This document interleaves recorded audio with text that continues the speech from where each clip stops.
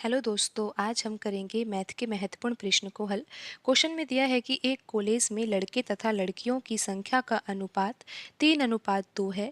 यदि 20% लड़के तथा 25% लड़कियां किसी परीक्षा में असफल हो जाते हैं तो कितने प्रतिशत छात्र परीक्षा में उत्तीर्ण हो जाते हैं।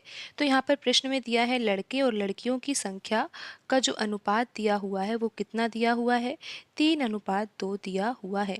3:2 को हम यहाँ पर 300:200 भी लिख सकते हैं, क्योंकि इससे अनुपात में तो कोई अंतर नहीं आएगा।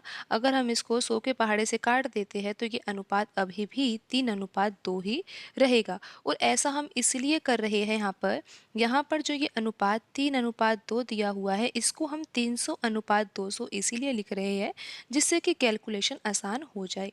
तो यहाँ पर अब आगे प्रश्न में दिया है कि 20% जो लड़के हैं तथा 25% जो लड़कियां हैं वो किसी परीक्षा में असफल हो जाते हैं।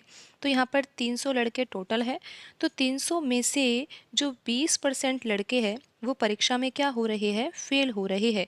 अगर 20% फेल हो रहे हैं तो 80% क्या हो रहे होंगे, पास हो रहे होंगे। तो यहाँ पर अब आगे प्रश्न में दिया है कि लड़कियां कितनी फेल हो रही है, 25%।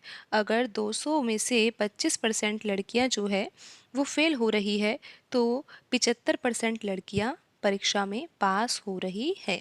तो इस तरह से आपको यहाँ पर लिखना है।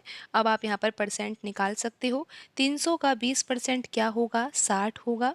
और 300 का 80% क्या होगा, 240 होगा। इसी प्रकार 200 का जो 25% होगा वो कितना होगा, 50 होगा। और 200 का 75% कितना होगा, 150 होगा।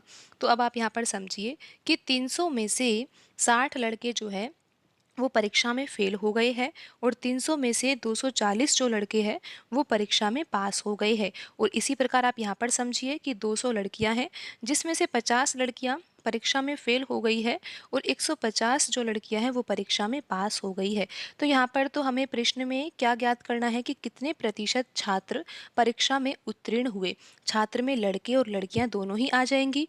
तो यहाँ पर छात्र कितने पास हुए हैं, 240 तो लड़के हैं और 150 क्या है, लड़कियां।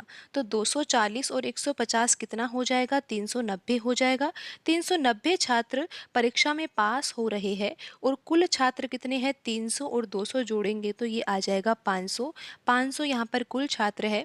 390 छात्र परीक्षा में पास हो रहे हैं। 390 कहाँ से आया ये आपको पता है। 240 तो लड़के हैं और 150 लड़कियां हैं। और 500 यानी कि 300 लड़के हैं और 200 लड़कियां हैं।